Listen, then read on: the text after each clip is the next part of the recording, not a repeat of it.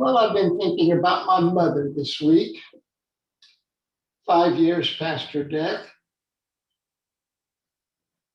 After she passed, and you'll know this from your own experience, from all of us having people we loved who died, uh, the grief has eventually been displaced by um, gratitude.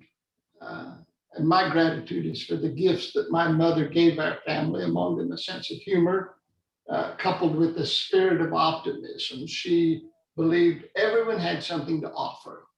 Um, there was this boy in our town named Donnie. In one of my books, I describe him as coming out of the womb, sporting a tattoo and smoking a Marlboro. um, uh, the first thing he did when he learned to ride a bicycle was to organize, and I think he was probably 6 years old then, was to organize a bicycle gang who terrorized our town for the next 10 years. Today he would be arrested or maybe sent to a special school, but back then every child in town just ran from him, which is how we got our exercise. We didn't need phys ed because we just all ran from Donnie most of the day.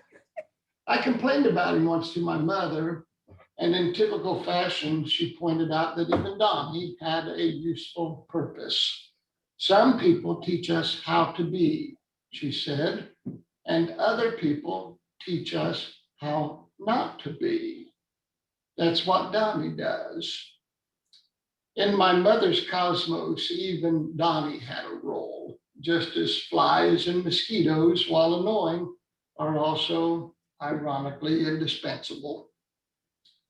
When I began this series of messages on the traits and behaviors and characteristics of wholeness, the kind of behaviors we have to cultivate in order to be healthy and whole, I've largely thought of the people I admire, the people I know who are whole, and the traits they possess.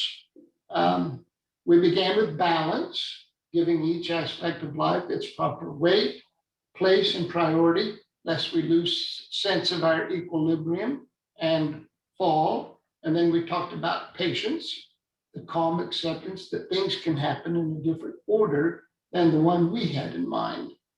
After that, we thought about forgiveness, which we defined as the conscious, deliberate decision to release feelings of revenge or resentment toward a person or group of persons who has harmed us, regardless of whether or not they deserve our pardon. And last week, you'll recall, we discussed empathy, which we defined as our ability to be aware of the sorrows and joys of another being. You'll remember we said that empathy enables them or they to become we or us.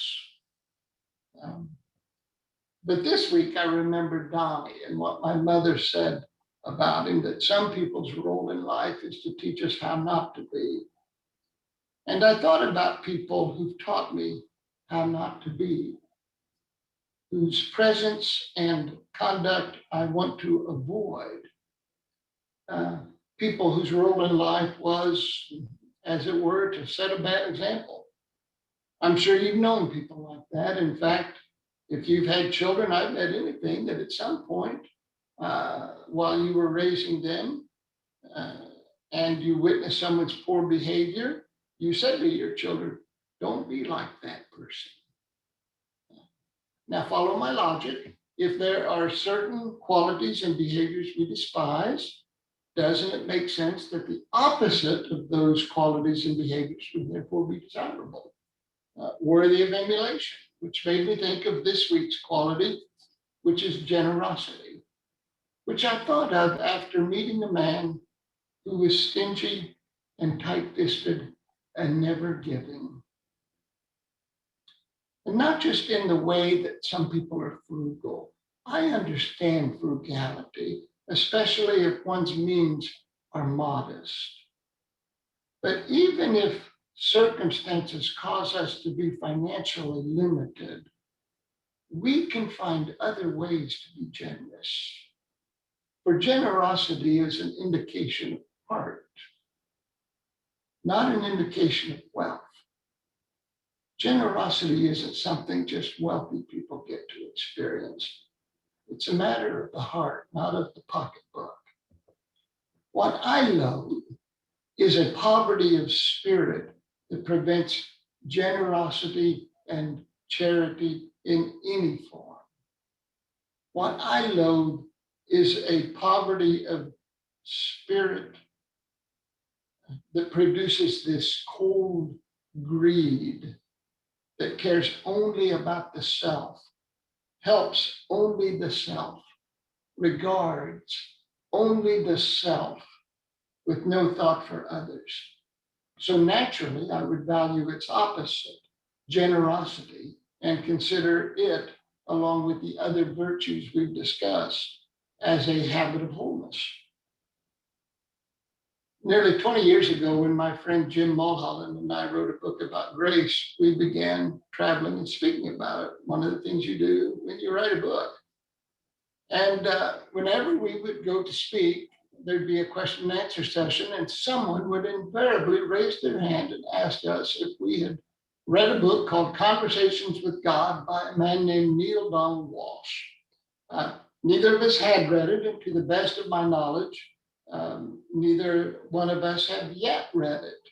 But this week I saw the book quoted, and the quote struck me as a fine definition of generosity. In that book, he wrote, "Be a gift to everyone who enters your life, and to everyone whose life you enter. Be careful not to enter another's life if you cannot be a gift. Be careful not to enter another's life if you cannot be a gift." Generosity, then, is our decision to enter the lives of others as a gift. When we say someone is generous, what we mean is that when our lives intersect with their life, we experience liberality, bounty, kindness, and open-handedness. There's no grasping, no holding on to wealth and privilege, no zealous hoarding of time, treasure, or talent. There is only the desire and determination to enter the lives of others as a gift. And that is generosity. Let me tell you a story about generosity. I've never made a secret of my father's alcoholism. If you love someone who has an addiction, one of the worst things you can do is keep it a secret. I did that for a long time. And as soon as I stopped doing that, I noticed I got a lot healthier about it. My dad wasn't the kind of alcoholic who drank and got mean. Just the opposite. When he drank, he was relaxed and jovial. And when he didn't drink, he was very cranky. Sometimes we couldn't decide whether to help him stop drinking or not. Later in life, he had a knee replacement and didn't tell the surgeon he was an alcoholic. And we didn't think to tell the surgeon either. So during recovery, Dad went into alcoholic withdrawal. And he became very, very aggressive. Because his body was so resistant to drugs and chemicals, the drugs they gave him to combat that had no effect on him. And they had to physically restrain him so he wouldn't get out of bed and tear the incisions. But when they physically restrained him, he grew even more violent.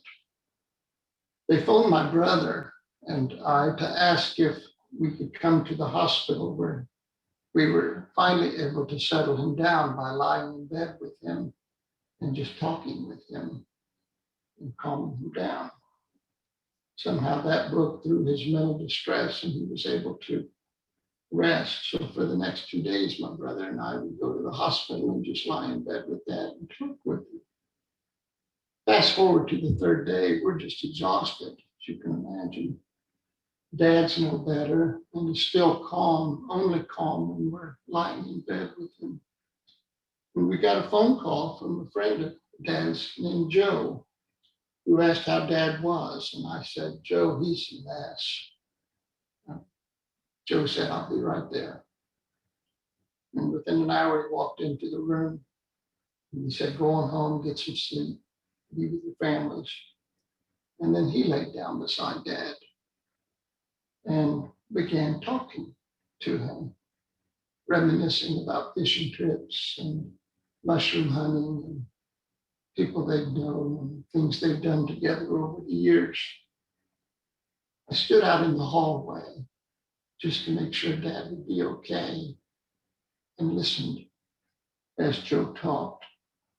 And then I finally left and went home, got some sleep, and came back the next morning, and there was Joe, still laying in the bed next to my dad and talking to him. I didn't realize that at the time, didn't have a word to put with it. But since then, I've thought about it. And I think the word for what Joe did was generosity. The decision to enter someone's life as a gift. Sometimes I mention giving us homework for the week ahead. If I could actually do that, this would be our week's assignment. For you to enter someone's life and be a gift to them. Knowing you as I do, I bet you would do that without my even asking you to do it, wouldn't you? You've made your life a gift to others so often. I've seen you do it. It's the funny thing about life, we wake up each morning never knowing to whom we might be a gift and who might be a gift to us. We only know that when gifts are given and received, the habit of generosity leaves us all a bit more happy, a bit more whole. Let's end in an open worship, please.